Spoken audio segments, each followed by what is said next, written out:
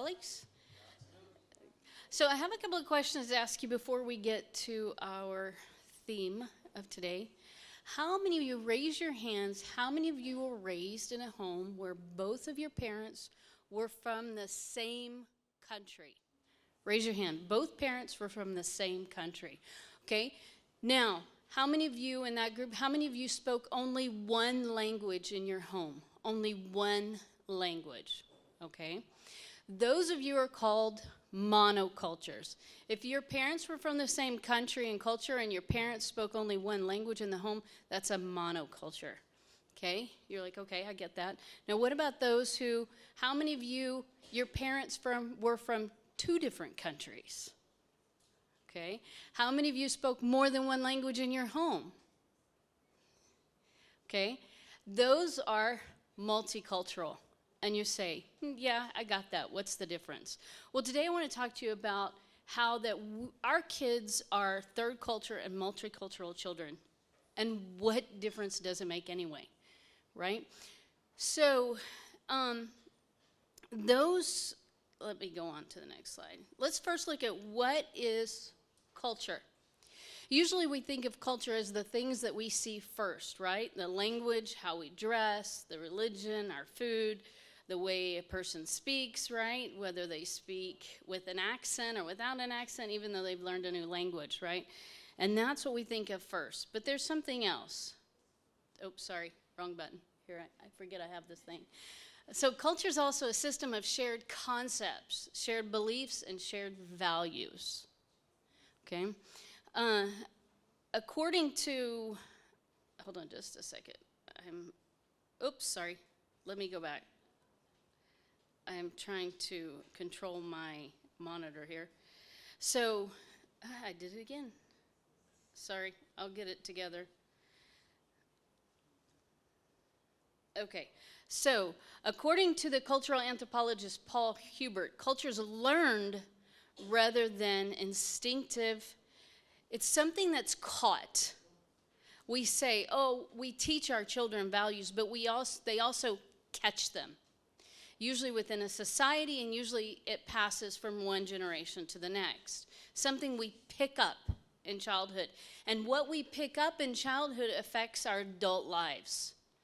Okay, so, hold on just a second. I've got to figure this out. I don't know what I did here. Oops. Yeah, that's not the problem. I'm trying to make this so I can scroll. Oh, there's the scroll. Okay, there it goes. So, traditions, we call those traditions. Thank you. Thank you. Thank you. Okay, so a lot of times we have traditions, right?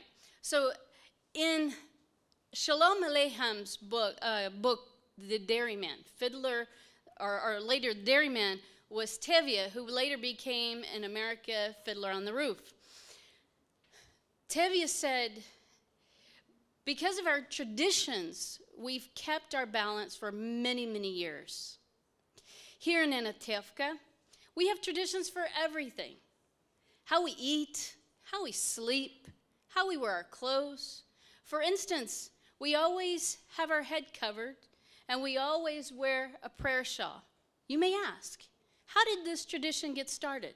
I'll tell you, I don't know. But it's a tradition. And because of our traditions, everyone knows who he is and what God expects of him and what God expects him to do. Without our traditions, our lives would be as shaky as a fiddler on the roof. We don't always know where our traditions come from. We don't always know why we do things we do. But they're traditions, right? And we expect everyone around us to have those same traditions.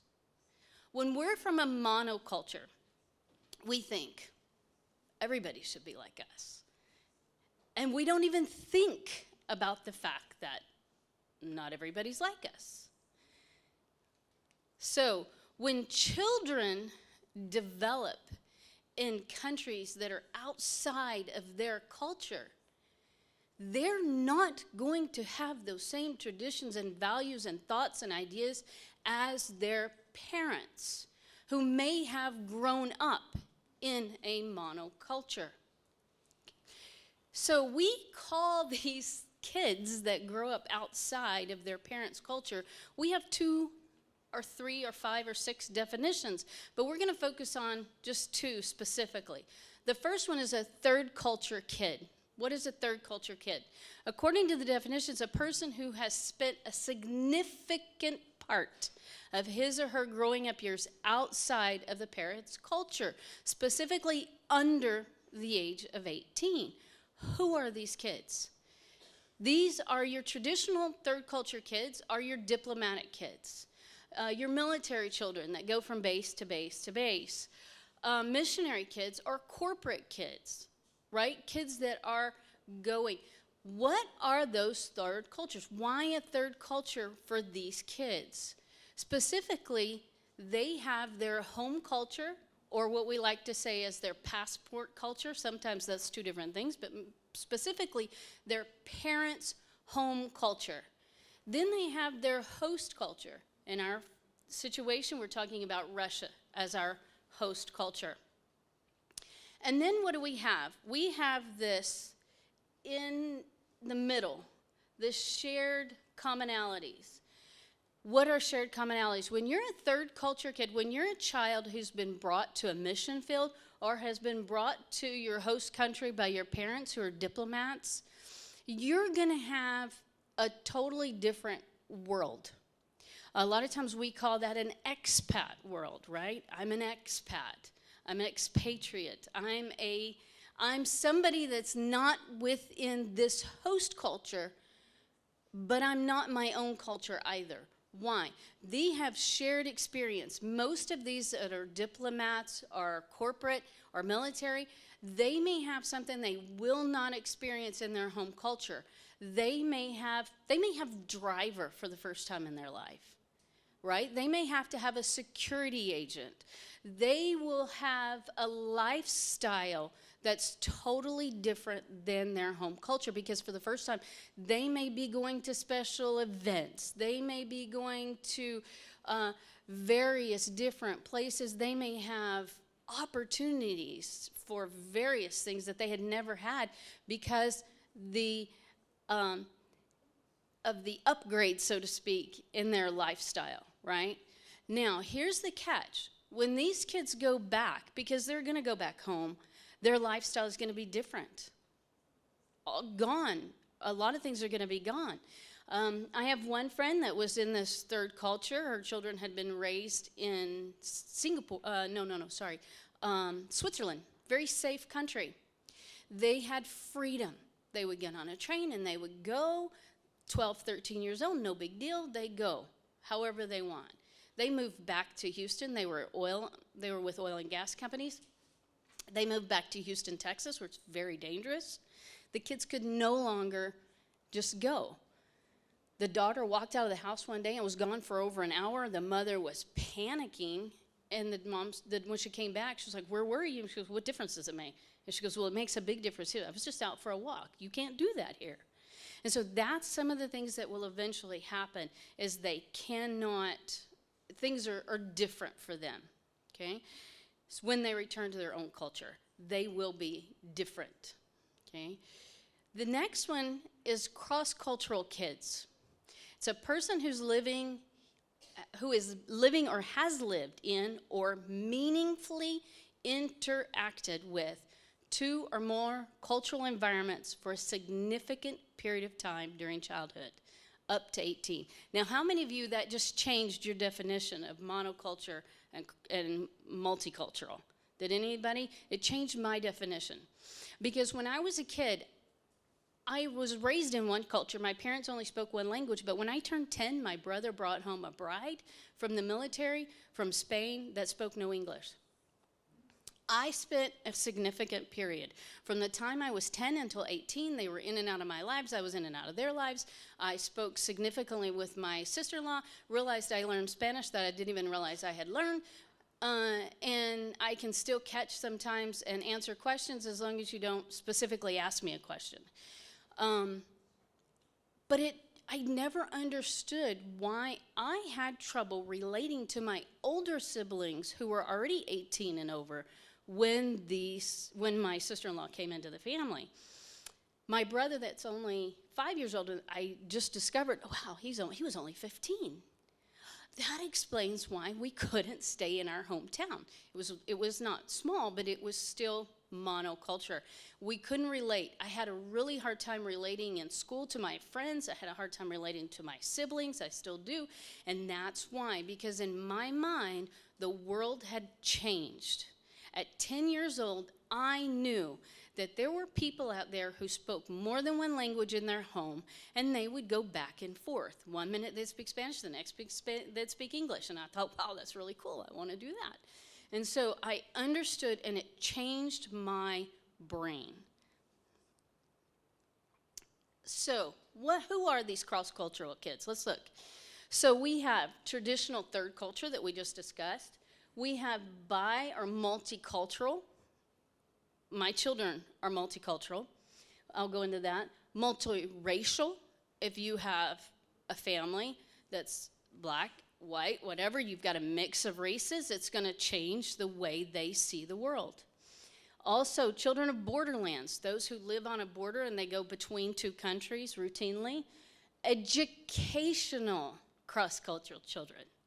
If you think you're going to bring your kid to an English-speaking school and it's not going to change them, you're wrong. I have in my class 21 students. And out of 21 students, I have 2 students that I would say are monoculture. Why? One of them's a brand new student. You should see her every day. Her eyes are big. She's just not sure what's going on in this world. And that's okay. She'll get there. The other one, he's fighting it. He's like, no, I don't want that student helper to help me with my vocabulary because he doesn't speak my language and I don't understand. And I'm like, dude, you're both speaking English. I think you're okay. He has an accent. I'll give you that one, but it's fine. You'll do just fine. You're going to speak English to him. He's going to speak English to you back. You're going to be fine. So only 2 out of 21. So the others are domestic TCKs. Domestic third culture kids is a little bit tricky. Those are kids whose parents work, maybe even in your own country. I would say this, Mr. Lynn and Miss Olga, is the one area of your kids is that they, by all pretense and circumstance, look like they're Russians. But they're in no way Russian kids in their mentality because they are working within a group. They were constantly around English speakers, Americans, etc. There's also kids in America that have the same problem. Maybe their parents work on a Native American reservation and they're in that culture, but then they're pulled out of that culture and they're in total culture shock. Okay? International adoptees, children of minorities, children of immigrants, and children of refugees. Now I want to focus first on this bicultural. My children I'm American, my husband's Russian, so my children are both, and they will tell you they have passports in both countries, and if you ask them where are you from, they will stop and think for a second as far as where are they located at the moment. Because if they're in the US and you ask them that question, they may say, oh, I'm Russian, or I'm half Russian, or I was born in the States, but I'm both. If they're here in Russia, they may say, well, I'm Russian, but I was born in the US and my mom's an American. Or I was raised in the US for most of my life, but I'm both. Or so it just depends on the situation of where are they. But here's the tricky part about this question. I have a friend that said to me one day, she said, Johnnette, here's the problem. I came to the US when I was 8 years old from Russia. And I don't fit in anywhere. I'm too American to be Russian and too Russian to be American. Who am I? I don't know. And I got to thinking about that. She was in her mid-20s. She had gone to the university. She had lived in, but she still was struggling with, who am I? Where do I fit in? Now, my youngest daughter kind of had her own interesting twist of how to solve this dilemma. And so she decided, because, she's both a daughter of an immigrant. She is an American. She is Russian. But either direction my kids go, they're children of an immigrant. In the U.S., their father's an immigrant. Here, I'm an immigrant. And so what do? Who are they? So my youngest daughter decided, hey, Mom, I can solve this problem. She said, I'm really tired of learning Russian. I want to learn a third language. I was like, go for it. You have the internet, help yourself. So she said, I really like the sound of the Korean language. I was like, okay, go ahead. And so she spent about 6 months teaching herself to read and write Korean. And then she said, Mom, now I need a book. And I was like, that means I have to invest money? Yeah. Okay, are you serious about this? Yes. So she was, so I bought her the book, and then she looked at the book and said, okay, Mom, I need somebody that can teach me now. I was like, you're still asking for money? And I was like, yeah. So I found a school that taught on Saturdays, that taught Korean with native speakers. So every Saturday we got in the car along with a friend that she had collected along the way, and we went to Korean school. Within a year and a half, she was already taking the Korean exam, the state exam. No, opposed to contrary belief, she did not take Korean because she liked K-pop. That came later, and K-dramas. And sadly, even I know a lot of Korean now. But the point is, she solved her dilemma. And why? Because it was a comfortable place. And even now, she's dating a young man who she's engaged to, who's Cambodian, that was raised in Korea. The kid's a mess, she's a mess, and they figure together they make a really great mess, and they understand one another. So what's the point here? Is that our anthropologist Dr. Gary Weaver said that culture is like an iceberg. We only see the top part. The customs, this is a surface culture. That's what we see is a surface culture, our customs, our foods, our tradition, but what's really is the deep part, the deep culture, our worldview, our values, our basic beliefs, and the way we think. Now, and I saw it, we get all of our kids together, and yeah, we have some skin color differences, which makes it really colorful and nice and cool, but you know what we do? We put our kids in uniforms, except for the Indians. Those boys don't like to wear a uniform. But we put them in a uniform, and then we look around, and all we see is heads with our vests, right? We see our uniform, and they all look alike. And here's another thing. We have media, mass media today. We all watch the same movies. How many of you do not own a pair of jeans? How many do not own a pair of jeans? See, everybody owns a pair of jeans in this world. It's a very rare thing, and so we all start looking alike. We get on an airplane, everybody looks similar, maybe some skin tone difference, great, I love that. You know, some are blessed, some, you know, but we all start looking alike, and so we all watch the same movies now, right? We all watch TikTok. Do you know why kids like TikTok? Because they have commonalities. As a Russian, I could say something like, "Зачем человеку каникулы?" Right? You know that. Why do people have summer vacation? To watch movies every day. But see, the non-Russian speakers or non-Russians were like, what? If I said something like, oh, каждый 31 декабря у нас we go to the banyo, right? Традиция такая, right? You're going to know that. But if I said to an American, Old MacDonald had a... But see, there's certain things that only you know within your culture. But what happens is, when you go to another culture, you have to relearn that. As an adult, that's not a problem, but what if happens if you walk into a playground and you don't know the games? What if you don't know the fun little facts? You have to relearn that, right? Well, with TikTok, we can share. My kids loved Vine. Vine came out, and they thought it was great and wonderful because they could share things with their monoculture kids that they had not shared before. And that's why this is important. So let's move on. What are the problems that arise? Well, number one thing I've noticed in the classroom is a lack of common knowledge. Things that you know from your culture, I may not know from my culture. Things that we think everybody should know, everybody may not know. Let's be realistic. Some of the kids we're dealing with are children of refugees. They may not be refugees, but they're children of refugees who may not have common knowledge at all either. Because maybe their family was too busy surviving to teach the songs, the hand motions, the games that your family, that you were taught, or that most children are taught. So we cannot assume that all kids will know all the basic things that we know, even as to how to tie a shoe. The other thing is, these kids are always missing someone. Always. If they're in one country, their grandparents may be in another country. My kids never lived for an extended period of time with a grandparent. They never lived with all their grandparents, right? My kids collected grandparents. They went from place to place. If you were called babushka, you were theirs. If somebody else called you grandfather, they took you too. Because my parents were snowbirds. I don't know if you know what that means, but they lived in a RV, and they left when it got cold. They went south for the winter, and so they were routinely without grandparents. So they just collected them as they went. So these kids miss someone, whether it's a friend, whether it's a family member, whether it's their old home, whether it's their old school. It doesn't matter, they're missing.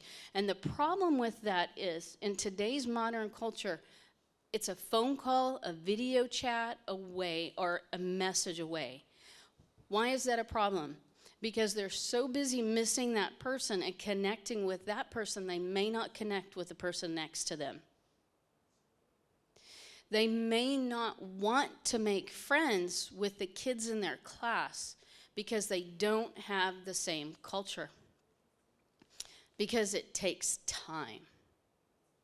Now, as TCKs develop, if they've gone in and out, in and out, in and out to multiple cultures, they will develop that, and it won't bother them won't appear to bother them so much.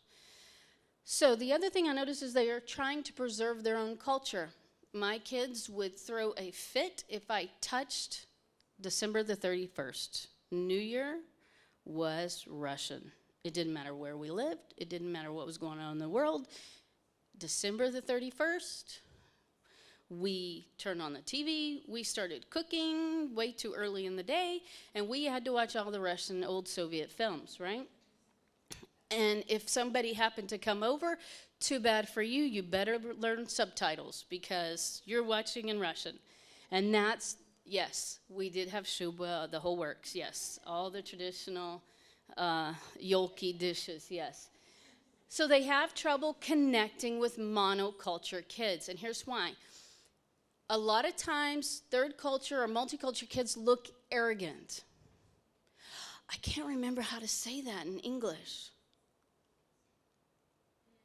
Have you ever heard that? I even had that one time. I went back to the States.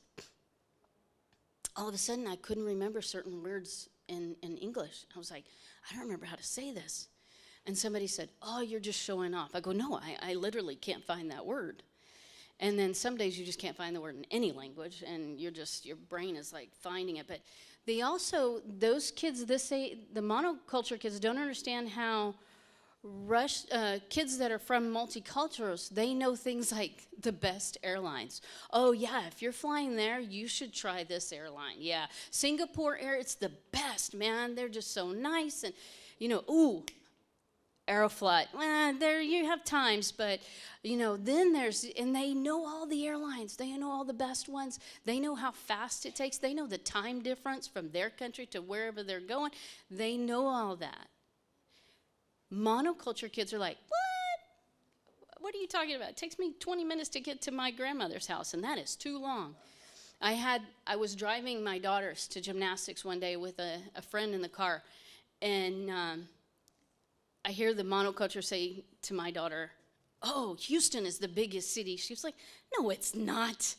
It's not big. Moscow is huge. We have millions of people. No, Houston's still big. No. And they started this big battle.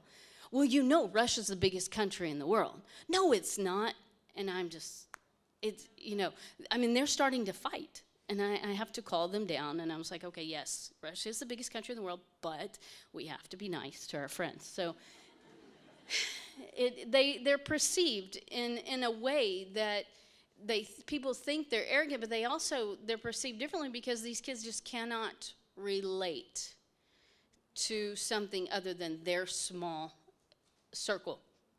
So again, keeping up with family. They're trying to keep up with their family and friends, but it sometimes doesn't help them in the local. They feel they can relate to other nationalities and cultures. They can't relate. Sometimes they feel like they can't relate to others, and sometimes they feel like they can only relate to other cultures. So it's kind of like that give or take thing. So different values. Here's the number one problem. Different values. So some of them, it's no problem if they don't tell the truth. And for some of them, it's cheating. Let me tell you a quick story. Our first fight between my husband and I, we were in Bible college. I had just graduated from the university in Tennessee, and in the U.S., if you come to class late, the door's locked and you can't get into class. You do that 3 times, you've failed the course. You cheat, you're kicked out of the university. It's that simple. So we were sitting in class, my husband's first exam, and he was speaking English, but this is all new to him, studying in English. And he's taking a test, and he looks over at my paper. What do? I cover my paper immediately. What is his reaction? You're my wife. You're supposed to help me. I just needed to look at your answer so I could understand the question. Now, to this day, I was actually on the metro thinking, you know what, this is the first time it dawned on me, I should have been offended by that. That means he thought I had the wrong answer, and then he would know the right answer. But no, what he was saying was, I'm from Russia. In Russia, we help one another. I was like, I'm from America. That's cheating. That's cheating. And that's the biggest cultural clash. And I'm not kidding. He actually brought that up last week. Did he not, Tanya? He's still sore about this because to him it was like the biggest offense of his life. His own wife wouldn't help him. So we have to sometimes, we need to quantify what's what, right? So how can we help? How can we help these kids? Common knowledge. Never assume that they know anything. My very first student was 12 years old at another ACE school, and I asked her, do you know what this verse means? And she looked at me and she said, Miss Johnnette, I'm 12. I don't understand anything. And that's when I realized we can never assume a child understands anything. I had a child in my class just recently, and the question was, what do anteaters eat? And his answer was food. Okay, but we had just been over this pace together because I knew his English, he wasn't quite ready, so we'd just gone over it, and I said, anteaters eat. They eat ants. So I ask again, okay, what do anteaters eat? Food. I was like, okay. So I went back to the picture that was in the pace that I had presented to him earlier along with video, and I said, what is this? And he said, an elephant. But it made me realize that I didn't take that extra time to say, okay, this word anteater is 2 separate words. It means he eats, it's an eater of ants. I didn't take that time. I also didn't take the time to show him a video of how they slurp up the ants and, the whole process. And I realized I cannot assume they know anything. Because what they may have been taught, even if they were taught about a kangaroo, they may not know the word kangaroo. They may not understand the concept of the kangaroo has a long tail and it keeps it from falling over because it hops. Well, what does it mean to hop? Try to explain that one. It's not easy, right? So we have to take the time. We need to use videos, use pictures, whatever it takes to get them to see what these things mean, because they may not know. Okay. The other way we can help is to connect them with their peers. And this year in my learning center, we've been reading a book called In the Year of the Boar and Jackie Robinson. I love this story. It's about this little girl who's in China and her family calls her Bandit. Yes, because that's, I guess, what she was acting like. But when she went to the U.S., she couldn't be called Bandit, our fourth cousin. She needed a name. Well, her father had moved to the U.S. because he was the youngest son, cultural clash. And so she moved to New York. And she took the name Shirley Temple. Now, my American friends will know who Shirley Temple is. She was an American dancer, singer, very big star in the 40s. So little Shirley Temple Wong went to school in America, and she told them she was 10 by Chinese standards. They put her in 6th grade. She was technically 7, maybe 8. And so I asked my kids at the end of every chapter, I said, wow, do you remember coming to Russia for the first time? And some of them said, yeah, oh yeah, it was so scary. Well, what were you feeling? I was really scared. Why were you scared? Things were so weird.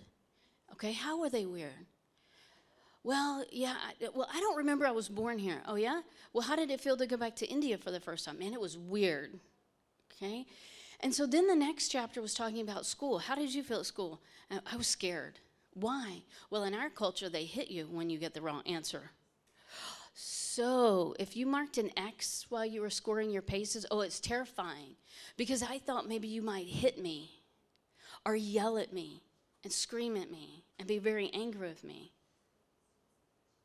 What about food? She went to school, she was eating, I don't know, a meatball sandwich. And they're like, oh yeah, the food here is so weird. And then all of a sudden, they began to tell one another how their school had been different and how our school is different and what they were expecting and how their expectations, though their countries are different, their expectations were the same. They had similar experiences. And when they realized, wait a second, we all have similar experiences, I can now relate to that kid. It doesn't matter that this kid is from Taiwan, or this kid's from Cameroon, or this one's from Zimbabwe, or this one's from India, or Afghanistan. It doesn't matter because we all have the same feelings. Wow, isn't that cool? And that's what we have to do. We have to find ways to get them to connect to one another and to themselves. Because when you're a third culture kid, you think, oh, or a cross culture kid, you think, I'm so alone, I don't fit in anywhere. But the minute you encounter another third culture kid or another cross-cultural kid, you connect. It's like, boom, wow, the world has put together correctly. Okay? And that's what we really have to work on. And one of the ways we can do that is improving their reading ability. And once we read to them, I've said this before, read to them. Because when you read to them, you're giving them a better English language, and you're also helping them form those connections and discussions. Character training, my favorite. So many of our children, again, they go back to their passport country, right? And so they kind of have an idea of that culture. They may not know it completely, especially if they've lived in the host culture all their life, right? So we have to train their character because some of them come with us and, like I said, lying, cheating, and none of that is a big deal for them.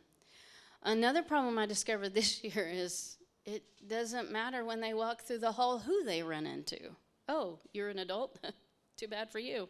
You know, and so we have to teach them things like walk to the right. Move to your right when you see somebody coming. How many of you learned that walking in the metro, walking down the street, you just move to the right? Guess what? These kids don't understand that. And they don't, when I say move to the right, they're like, why? Because that's what you do in polite society. You move to the right. We've also been working on treating your neighbor as yourself. And they're like, what? Why? And it's like, in so many cultures, if you are not from a certain class of society, or if you're a man and this person's a woman, they don't exist, And so we have to be the ones to teach them that. And you know what? Our PACEs are great. I love PACEs because of this. They teach the character trait, truthful, and they teach a Bible verse. And there's two things I always do. I always assume that they don't understand that Bible verse, because they don't. I've had many PACE tests. At the end of the PACE test, they tell me their Bible verse, and I say, so what does that mean? I go, how did you memorize this if you don't understand what it means? Why did you memorize something that you don't understand what it means? I don't know. And so I really focus in on this verse. I take the verse, I read it, let them read it, then I read it to them, and then I say, can you guess what that means? And they say, And I say, oh, speak every man truth with his neighbor. Who's the neighbor? The person that lives upstairs? No. The person that's in the office next to you, the person on this side, the person, whoever you're around, that's your neighbor. And then I say, what does it mean, speak truth? And then they know what speaking truth is, but they don't want to admit it, because then they know if you admit that you know what the truth is, then when you lie, you got to admit that you were a liar, right? So I tell them, well, speaking the truth, it means you always tell the truth. You always say what's correct, what's right. And they say, can we move on? And I say, no, now let's apply it. To be truthful means that you always tell the truth. Why? Because you have to tell the truth. God tells us that we need to tell the truth, because if you tell me a lie and then something happens, I will be thinking that, wow, you told me you understood this PACE, and now you've made a 0 on your PACE test, or you failed your PACE test, and now I got to go back and tell your parents that you didn't understand, but you told me you did. Why didn't you ask me before? Oh, I could do that? You know you can. Or what if you tell your parents, well, I raised my flag and nobody answers it? Now, that's a lie, right? Yeah, it's a lie. But now I'm in trouble with your parents because you didn't make honor roll because you were lazy and didn't,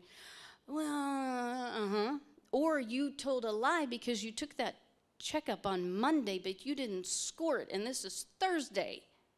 Yeah, that's a lie. No, yeah, that's a lie.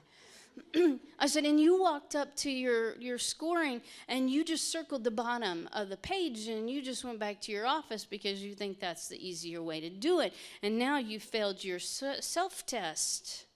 Yeah. I go, because when you circled that bottom, that's a lie.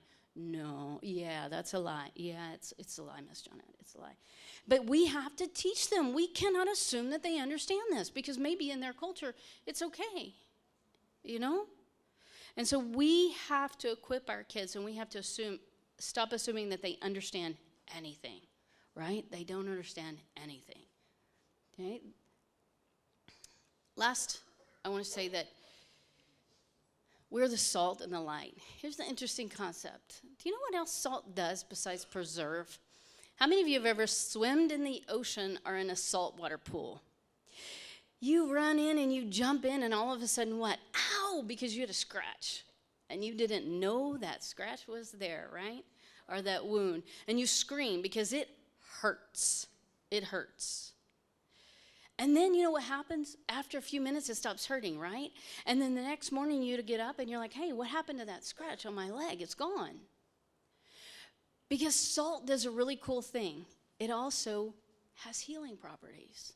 But you know what we are as the salt in our learning centers? Is that we're there to rub a little salt into those exposed areas, those wounds. Our kids have a lot of wounds. They come with us with wounds, right? And we sometimes have to rub a little salt in that wound. So they say, ow, that hurt. It hurt when you called me a liar. Yeah, but you are, right? Yeah, I lied quite a bit. And you lied on that scoring. Yeah. Well, now, see, it's hurt. That wound's hurting, right?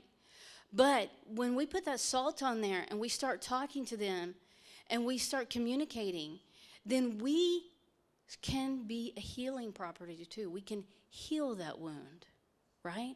And we can also say, you know what, there's a wound there. There was a wound, but you know what, there's a really cool scar, you know. You guys, men, know about scars. Those are wounds, but you know what, it healed. But you know what, now you can use that wound. Yeah, I moved to another country when I was 10. I didn't know the language. I had to do this, I did that. Yeah, but you know what? Now you can use it on down in your adult life. And the light, we're the light, because we're supposed to be the light in our learning center. We're supposed to shine a light. And shining a light exposes what? Exposes what they don't know.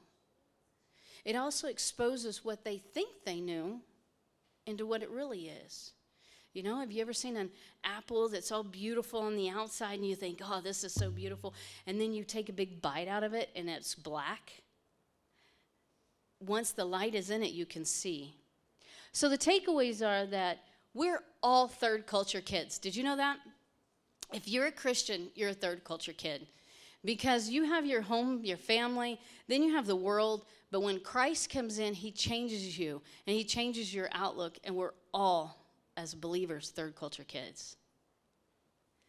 So, remember, don't expect them to know everything. Help them with their character training. And I think that everything will pan out in the end. You know, they will become productive adults. Thank you. Thank you.